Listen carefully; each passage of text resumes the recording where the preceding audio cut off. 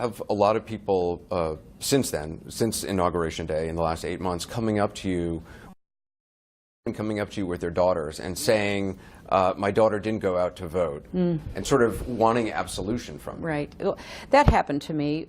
What's more common are people bursting into tears, welling up. I had a lot of that at my book signing yesterday here. Do you give absolution to those who didn't vote, to women who didn't vote? No, I don't. You know, I was sure that you were going to win. I mean, let me take you back to that night. I know. But I was on the way to winning. I thought I was going to win. But for that intervention, I would have won. I would have won, but for Jim Comey's letter. Absent that, I believe, and I think the evidence shows, I would have won. But for that Comey letter, she would have won. If the election had been on October 27th, I'd be your president. You know, he didn't win the popular vote. He squeaked through in the Electoral College. He did win, in fact. Well, I won the popular vote. I did win the women's vote. I got more white women votes than Barack Obama did. I won 3 million more votes than the other guy. Right. Remember, I did win more than 3 million votes than my opponent. He should worry less about the election and my winning the popular vote, as we won the popular vote so significantly. She would have won. I would have won. I would have won. Backseat of, you know, our car and began to drive that I just felt like, oh, you know, the adrenaline was just gone. I'm going to leave you with something. We're going to come back with more with Hillary, but I'm going to leave you with something that might make you feel better. Democrats have not done back-to-back presidencies since 1948. I personally believe that our press, which is such an essential part of our country, our democracy, has to take some hard look at how it covered what was the first reality TV candidate. Fans of yours, I think, are looking at this book and they're saying this is a frank assessment and this is a much needed discussion of the 2016 election. Foes of yours are probably saying, oh, here she goes. She's pointing fingers. She's whining. There is a lot of criticism in this book, and effort of full disclosure. You criticize me pretty soundly in a few pages of this book.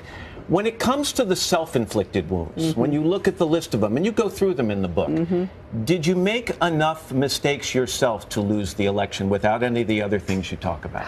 Well, I will say no, Matt. I don't think that will surprise you. And so I was just dumbfounded. I thought, what is he doing? The investigation was closed. I know there's no new information. I've certainly given everything of any relevance to them. And then it became clear this was not necessary. He could have called me up. He could have called others involved up and said, hey, can we look at this new stuff just to make sure it's stuff we've seen to get before? Absolutely, have at it.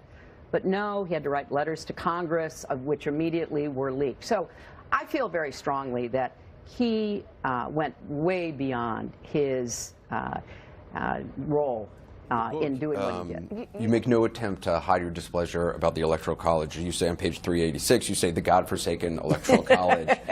You mentioned winning the popular vote, obviously multiple times in the book. Yes, do you think the Electoral College should be abolished? I said that in 2000, after we thought we were going to win. That's all. And placing blame, not on herself, but on the Democratic National Committee. I inherit nothing from the Democratic Party. What do you mean nothing? I mean, it was bankrupt. It was on the verge of insolvency. And that private email server? This was the biggest nothing burger ever. It was a mistake. I've said it was a mistake. She says the press made too much of it. They covered it like it was Pearl Harbor. But primarily blaming James Comey for reopening the email issue just before Election Day. My momentum, particularly among women in the suburbs, stopped and dropped. And she argues while Comey revealed everything about her emails, he never disclosed he had been investigating the Trump campaign and Russian hacking for months. Comey was more than happy to talk about my emails, but he wouldn't talk about investigation of the Russians. So people went to vote on November 8th having no idea that there was an active counterintelligence investigation going on. Late Wednesday, the president, as though the campaign were still underway, tweeting, "Crooked Hillary Clinton now blames everybody but herself, refuses to say she was a terrible candidate, hits Facebook and even Dems and DNC."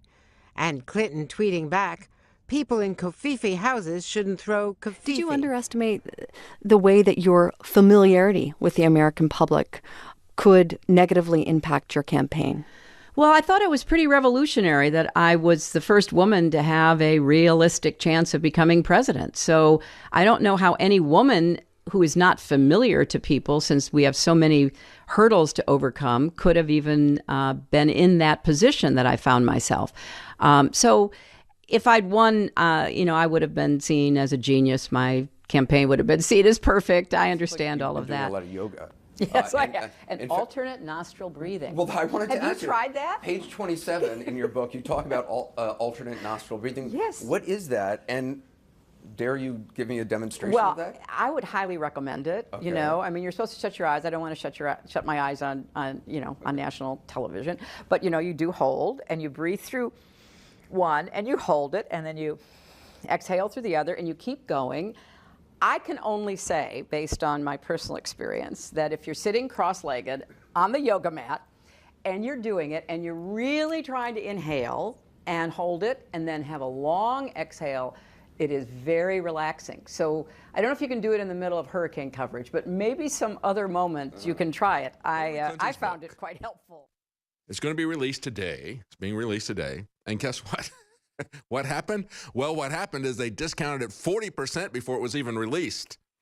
Maybe they should have come out with a paperback version first, because nobody really wants to see this thing. They should have put it out in paperback, which is a cheap version, and discounted it 40%, and then watch the profits burn as nobody picks up this stupid thing. Could have done a better job of demonstrating, I get it.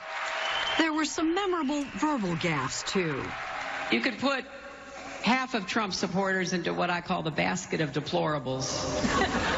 Why do you think that word deplorable had been circulating in your mind? Well, I thought Trump was behaving in a deplorable manner.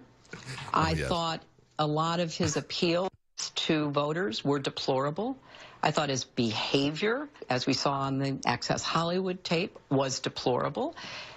And there were a large number of people who didn't care. It did not matter to them. And he turned out to be a very effective reality TV star in our presidential campaign. When you said basket of deplorables, you energized. No, but they were already energized. But you offended some people who didn't personally feel deplorable at all. I don't buy that. I don't buy that. I'm sorry I gave him a political gift of any kind. It was a gift. But I don't think that was determinative. White House Press Secretary Sarah Sanders said yesterday that it's sad that the last chapter of your public life is now going to be defined by propping up book sales with false and reckless attacks. She also said that you ran one of the most negative campaigns in history. What is your response to that? I honestly don't pay much attention to what she says. It's just, since you raised the issue of Mrs. Clinton's book having a false narrative and false accusations, could you point us to a couple specific accusations in the book that you believe are factually incorrect? I think probably the biggest one is any place within the book where she lays blame for the loss on anyone but herself.